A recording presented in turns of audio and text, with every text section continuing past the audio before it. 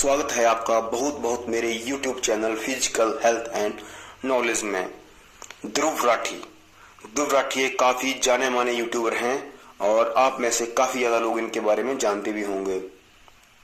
अगर आप इनके बारे में नहीं जानते हैं तो मैं इस वीडियो के कमेंट सेक्शन में एक वीडियो का लिंक डाल दूंगा, वहां से आपको इनकी वीडियोस का लिंक मिल जाएगा।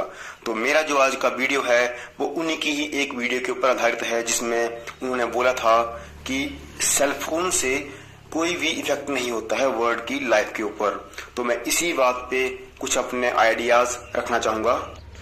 ध्रुव राठी जी की वीडियोस काफी ज्यादा फैक्ट के आधार पे होती हैं और ये काफी क्लियर करते हैं हर चीज के बारे में।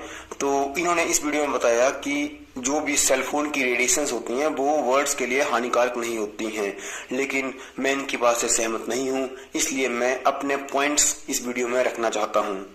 तो आइए शुरू करते हैं मेरा आज का वीडियो।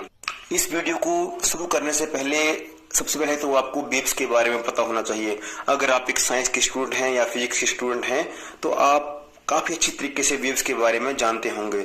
अगर आप नहीं हैं तो भी चिंता मत कीजिए, मैं आपको वेव्स के बारे में बताता हूं कि वेव्स और रेडिएशन होती क्या है। तो बेसिकली वेव्स जो है वो एक जरिया है, एक मीडियम है जिसके थ्रू हमारी एनर्जी ट्रांसफर होती है one place to another place. Simply तरीके से बताऊं तो वेव्स दो टाइप की होती हैं। फर्स्ट होती है हमारी मैकेनिकल वेव्स और दूसरी होती है हमारी इलेक्ट्रोमैग्नेटिक वेव्स। तो आज हम मैकेनिकल वेव्स के बारे में तो कोई बात नहीं करेंगे क्योंकि उनका मोबाइल फोन से कोई लिंक नहीं है। मैकेनिकल वेव्स भी वैसे दो टाइप की होती हैं, ट्रांसफर वेव्स और लॉन्जिट्यूडिनल वेव्स, लेकिन ये वेव से सेलफोन रेडिएशन का कोई लिंक नहीं है। तो आज हम बात करेंगे इलेक्ट्रोमैग्नेटिक वेव्स के बारे में। जो हमारी लाइट है वो भी एक इलेक्ट्रोमैग्नेटिक वेव का ही एग्जाम्पल। दोस्तों, जो रेडिएशंस मोबाइल से निकलती हैं उनकी जो वेव लेंथ होती है वो बहुत ज्यादा होती है। ये कुछ किलोमीटर से लेकर कुछ मीटर तक होती है। और इसके बाद आती हैं माइक्रोवेव्स जिनकी वेव लेंथ कुछ सेंटीमीटर में होती हैं। और इसके बाद आती है हमारी लाइट वेव्स जो कुछ नैनोमीटर में जिनकी वेव लेंथ होती है। दोस्तों, यहां तक तो सब सही होता है, लेकिन इसके बाद जो वेव्स आती हैं या रेडिएशन आती हैं उनकी वेवलेंथ बहुत कम होती है। सो इनकी फ्रीक्वेंसी होती है वो बहुत ज्यादा होती है। तो ये हमारे लिए हानिकारक हो सकती हैं। क्यों? क्योंकि बहुत कम वेवलेंथ होने की वजह से और हाई फ्रीक्वेंसी होने की वजह से ये हमारे बॉडी के अंदर जो मॉलिक्यूल्स हैं उनको ब्रेक कर सकते हैं। ये हमारे डीएनए को भी ब्रेक कर सकते हैं, जिसकी वजह से म्यूटेशन होते हैं और फर्दर लाइफ में हमको कैंसर जैसी बीमारियों का सामना करना पड़ सकता है। ऐसी वेव्स जिनकी फ्रीक्वेंसी लाइट वेव से ज्यादा होती है और वेवलेंथ कम होती है उनको आयनाइज्ड वेव बोलते हैं, और जो लाइट वेव से बिसाइड हैं उनको डी आयनाइज्ड वेव्स कहा जाता है। तो साफ तौर पे कहें तो ये आयनाइज्ड वेव जो हैं यही हमारी बॉडी के लिए खतरनाक होते हैं। यही हमारे डीएनए को ब्रेक करती हैं, जिसकी वजह से म्यूटेशन होता है और फिर हमें अलग अलग बीमारियों का सामना करना पड़ सकता है जो कि डीएनए से रिलेटेड होते हैं, जैसे कि कैंसर रोग। तो ध्रुव राठी जी अपने वीडियो में यही बात बोलते हैं कि इसका इफेक्ट वर्ल्ड्स के ऊपर नहीं होता है।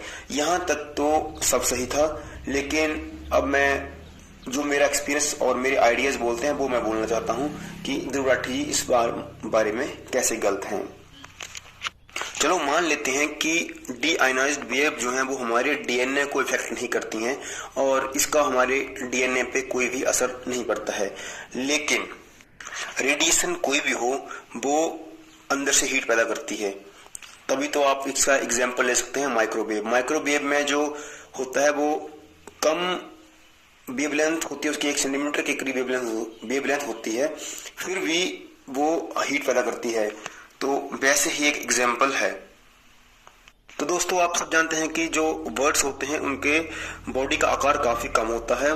तो इस हिसाब से जिस तरह से एक इंसान के शरीर में 70% वाटर होता है, उस तरह से बर्ड के शरीर में पानी की बहुत ही कमी होती है। उनके शरीर में इतना ज्यादा पानी नहीं होता है, तकरीबन 10 से 20% के बीच में उनकी बॉडी में पानी होता है।